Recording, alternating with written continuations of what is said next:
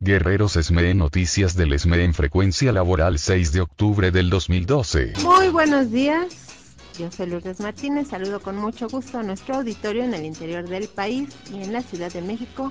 Hoy es sábado 6 de octubre del 2012, ayer se cumplieron 199 años de que el cura Miguel Hidalgo declaró la abolición de la esclavitud en México. Hola Martín, ¿cómo estás? Buenos días. Hola Lulú, amigo del auditorio, les envío un saludo a toda la clase trabajadora del país, a los jubilados y miembros activos del Sindicato Mexicano de Electricistas en la Resistencia. Ayer también se cumplieron 102 años de que Francisco I. Madero llamó a los mexicanos a rebelarse el 20 de noviembre de 1910. Iniciamos con Frecuencia Laboral, el espacio en donde los trabajadores son la noticia. Las movilizaciones de distintos sindicatos y estudiantes en contra de la reforma laboral neoesclavista y neocolonialista que aprobaron los diputados federales del PRI, PAN y Verde Ecologista y que fue enviada a la Cámara de Senadores para su revisión el pasado 2 de octubre del 2012, obtuvo un fruto, pues los senadores aprobaron efectuar reuniones con los sectores obrero patronal, investigadores y abogados para intercambiar puntos de vista sobre el tema. Ayer se dio a conocer el calendario de las reuniones que se desarrollarán desde el próximo lunes 8 de octubre del 2012 y concluirán el jueves 11. Estas se van a realizar casi todas a las 5 de la tarde. Para el primer día fueron invitados representantes del Consejo Coordinador Empresarial, van a empezar a escuchar a los patrones. Al siguiente día participará a dos abogados, Arturo Alcalde como abogado laborista y como abogado patronal Tomás Natividad, de cuyo despacho se dice que salió la reforma laboral, esta que pues ya conocemos que está eliminando más de 28 derechos laborales sustanciales. El miércoles a las 10 de la mañana participará la secretaria del Trabajo, Rosalinda Vélez, y a las 5 de la tarde expondrán representantes de la CROC y de la CTM. El jueves 11 de octubre participarán organizaciones sindicales afiliadas a la UNT y al Frente Sindical y también el Sindicato Mexicano de Electricistas. Martín, tú participaste en las movilizaciones y también en la reunión que se realizó el martes 2 de octubre después de esta movilización, en donde incluso hubo golpeados, ¿verdad? Después, como a las 2 de la tarde, hubo una reunión con senadores de la República y cuéntanos qué Sí, platicaron. la única forma de que se abra el Senado de la República fue a través de la movilización. Cientos de trabajadores del Sindicato Mexicano de Electricistas, de la Unión Nacional de Trabajadores, especialmente de la STUNAM, de la CROC y pueblo en general, nos ubicamos en el Senado de la República para exigir a los representantes del pueblo de México que escuchara las posiciones de los sindicatos democráticos e independientes. Fue la única forma, el sitiar el Senado. A las 2 de la tarde salieron senadores como Alejandro Encinas, don Miguel Barbosa, estuvieron también Dolores Padierna, varios, Ríos Peter, Mario Delgado, y ellos fueron los que salieron al mitin que teníamos fuera del Senado de la República. Ellos hicieron la gestión para que el presidente de la mesa directiva, que es este señor Cordero, tuviera bien autorizar el ingreso. Después de todo el cerco policíaco, perdón, el cerco policíaco, lo que siguió es que nos tuvieron ahí como media hora adentro antes de ingresar. Adentro del propio Senado había miles de PFPs. De esta manera quieren imponer la reforma laboral. Después de que ingresamos nos recibió la Comisión de Trabajo, este presidente del PRI, Gándara, que es el que la encabeza. Estuvo Alejandra Barrales, también estuvo Isaías González, estuvo Pedrosa, estuvo Alejandro Encinas. 9 senadores escucharon las posiciones de los dirigentes, tanto de la Unión Nacional de Trabajadores como del Frente Sindical Mexicano, y ahí les exigimos a ellos que un tema tan relevante para el futuro de la clase trabajadora en este país no puede llevarse a cabo con estas prácticas antidemocráticas como las que se hicieron en la Cámara de Diputados, que ahí nos negaron rotundamente la participación a los actores políticos. ¿Cómo hacer una reforma laboral sin la presencia de los actores involucrados, que somos los trabajadores? Y acá logramos eso, ya se aprobó el punto de acuerdo el día jueves en el Senado para que este calendario se pueda establecer como un método y una necesidad democrática de la participación. Lo que sí exigimos es de que no puede una iniciativa de reforma preferente, como le han llamado, pues contravenir lo que ya está establecido en el artículo 123. Mi posición fue muy clara, de que los trabajadores no exigimos más derechos o no vamos por más derechos, sino simplemente porque se respete lo que ya se establece en el artículo 123 en la Ley Federal del Trabajo, porque además también violenta más de 52 convenios internacionales, de los cuales México tiene firmados, como los convenios de la Organización Internacional del Trabajo. Esto sería regresivo, incluso a la misma reforma que hicieron el año pasado en materia de derechos humanos, que ya se establece en el artículo 1 de la Constitución, que los derechos laborales son derechos humanos establecidos en la Constitución y que son irrenunciables, imprescindibles, inalienables. Y además esto, cualquier autoridad dice que antes de sentenciar o sacar un laudo o una sentencia, debe de observar los tratados internacionales en materia de derechos humanos.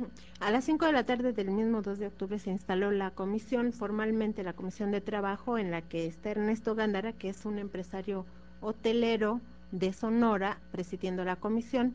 Está el autor intelectual de la Ley Federal del Trabajo, Javier Lozano, está como secretario de esta comisión. La otra secretaria es Alejandra Barrales, del PRD. Y bueno, pues Lozano dijo abiertamente que van a escuchar, pero no son foros de debate ni audiencias públicas, lo dijo así textualmente. Y también dijo, entre otras cosas, algo que me preocupó, que ya hay un acuerdo o que están en coincidencia con el PRD para la supuesta transparencia sindical, pero al menos yo fui testigo de que en la Cámara de Diputados los panistas llegaron a ese acuerdo con el Movimiento Ciudadano, el Partido del Trabajo y el PRD, y a la hora de votar votaron en contra de la transparencia sindical. Entonces puede ser un gancho engañoso para embaucar a los del PRD, y yo lo veo casi hablándole al oído todos los días a Alejandra Barrales, ¿no? Tanto ahí en el Senado, en el pleno del Senado, pues estaba muy platicón con ella, pero pues ahí muy cerquita, y yo digo, pues a lo mejor esperemos que Alejandra Barrales no se deje seducir por Javier Lozano. Es cierto, buscan cómo en el Senado de la República tratar de dar una imagen de apertura al diálogo, a la discusión, para poder cambiar el dictamen de la Cámara de Diputados. Lo cierto es que están viendo cómo negocian los derechos de los trabajadores con los empresarios. Ese es el fondo. O sea, estos partidos políticos, tanto del PRI, es increíble que los dirigentes sindicales, que hoy son senadores de la República, estén a favor de este tipo de iniciativas, de esta reforma. Lo escuchamos de Isaías González incluso diciendo, nada más tenemos 30 días para discutir esta reforma y votarla en el Pleno. Y algunos otros como Armando Neira, como Joel Ayala, con el mismo Romero de Champs, diciendo que va a la iniciativa y con argumentos que dicen, bueno, pues es que el outsourcing ya está, hay que legalizarlo, el pago por hora pues ya hay que meterlo, y sacamos los datos del pago por horas. También contraviene el precepto de la Constitución de la jornada de 8 horas, el salario remunerador, que lo dice la Constitución, el quitar las enfermedades de trabajo de la propia ley y que quede a discrecionalidad de la Secretaría del Trabajo con sus comisiones. También esto es aberrante. Y aquí para los jóvenes trabajadores está etiquetado el tema de primer empleo, y recordemos que en el 2008 allá en Francia los jóvenes se levantaron, hicieron una gran movilización y lograron parachar esta reforma, pero acá observamos que los jóvenes y los estudiantes pues se les ve muy poco en la movilización, cuando va etiquetado gran parte de esta iniciativa para ellos. Sí, de hecho ellos son los que van a sufrir todos estos cambios, y esperemos que no ocurran como lo están planteando, porque realmente, pues después de 199 años en que Hidalgo proclamó la abolición de la esclavitud, pues quieren volver a imponernos. En contra del decreto del presidente Felipe Calderón con el que modificó inconstitucionalmente el reglamento de la Ley del Servicio Público de Energía Eléctrica, el licenciado Gerardo Reyes Miranda, integrante del cuerpo jurídico del sindicato, nos explicó en qué consiste este amparo promovido. Se promueve este amparo porque violenta en esencial al Sindicato Mexicano de Electricistas, lo que establece su artículo 11, que dice que el suministrador podrá celebrar convenios y contratos con los gobiernos de los estados y del Distrito Federal, en los municipios y entidades paraestatales o con particulares. Entonces se promueve el amparo porque la zona de influencia de Luz y Fuerza pues es el Distrito Federal, de Morelos, parte de Michoacán, Hidalgo, y los estados aledaños al Distrito Federal, como ya he sabido, pues es materia de trabajo del Mexicano de Electricistas. Entonces si le dan ingreso a ellos a Comisión Federal de Electricidad, pues es propiamente su terno, ¿no? Entonces no se nos da la garantía de la audiencia, además de que el reglamento va en contra de la ley primaria, que es la ley de Servicio Público de Energía Eléctrica, y sus transitorios no han sido modificados, donde sigue existiendo Luz y Fuerza del Centro. Entonces, este amparo es en esencial el que se está promoviendo. Agregó que, entre otros argumentos, el amparo que se interpuso por parte del Sindicato Mexicano de Electricistas en contra de la Ley del Servicio Público de Energía Eléctrica se sustenta en el hecho de que no se obliga al suministrador a otorgar derecho de audiencia ni a brindar el servicio eléctrico de acuerdo a la norma oficial de calidad. El artículo 13 del reglamento dice que las obras eléctricas necesarias para la prestación de servicio se sujetarán a las normas oficiales y técnicas del suministrador, y vemos que nosotros en Luz y Fuerza utilizábamos cobre, ellos utilizan aluminio, ¿no? Entonces hay que ver también qué características trae el suministrador y de acuerdo a su manual, y no da la garantía de audiencia, tampoco el derecho de petición, y te remite a una fracción segunda que dice que solamente tendrán un plazo de 3 días contados a partir de la recepción de la propuesta. La pondrán a disposición del público para que por medio de un vínculo de página principal de su sitio de internet, para que haga un comentario de opiniones, y con ese comentario de opiniones en vía internet pues tú hagas valer lo que no estás conforme con el suministrador. Pues como sabemos actualmente, sí, el medio de internet es muy fuerte, es impactante, pero no cumplimenta todo lo que es la República Mexicana, ¿no? Y no llegaría a un alcance a los mexicanos que realmente necesitan hacer valer su derecho de audiencia. El licenciado Gerardo Reyes Miranda, integrante del cuerpo jurídico del ESME, destacó que con este amparo se pide que se deje sin efectos este reglamento. Estamos pidiendo nosotros a garantía constitucional que se deje sin efectos el reglamento, y lo factible sería que lo desecharan hasta que en tanto no se reformara la Ley de Servicio Público de Energía Eléctrica o se reformaran los artículos 27 y 28 constitucionales, ¿no? Así como el 25, porque pues son áreas estratégicas del Estado, la energía eléctrica. Y este reglamento pues se dejara sin efectos para lo que correspondía a lo que es al menos mínimo zona centro del país y al área de influencia de Luz y Fuerza del Centro. Pero sí sería conveniente que los usuarios hicieran su amparo indirecto contra este reglamento, ya que, como lo mencioné, ¿no?, violenta también áreas jurídicas y de garantías de ellos que pues deben de hacer valer, y si no las hacen valer en vía de amparo, pues no hay otra instancia, ¿no? Entonces van a abusar sobre de ellos. Los consumos altos van a resultar ciertos, y si antes no te pueden cobrar más que 2,000 pesos por 2 años, ahora te van a cobrar los 10,000 pesos que te quieren cobrar, o 100,000 pesos. ¿Por qué justificar? Porque pues ya son a 10 años, ¿no? Y son cosas que pues el usuario no tiene por qué pagar, ni mucho menos los trabajadores de Luz y Fuerza del Centro, ¿no? Este amparo que se promovió por parte del Sindicato Mexicano de Electricistas es el inicio de dar también la pelea contra este tipo de formas de administración del país. Con decretos quiere resolver Felipe Calderón todos sus negocios que trae con las transnacionales y afectando a los usuarios. ¿Por qué se dice que el usuario debe de promover también su amparo? Con este decreto le faculta a la Comisión Federal de Electricidad refacturar 10 años para atrás a los usuarios.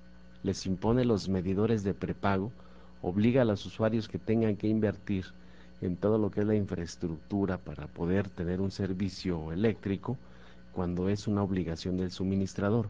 En la semana lo tratamos en la Cámara de Diputados y en la Cámara de Senadores, porque bien vale que los diputados y senadores promuevan una controversia constitucional. Ya en algún momento pasó cuando Vicente Fox quiso hablar, modificar el reglamento de la ley para ampliar la capacidad de generación de los privados. En ese tiempo Manuel Bartlett con Rocha, que era diputado, promovieron una controversia y lograron frenar ese decreto de Vicente Fox, y hoy estamos en la misma situación, hay que pararlo.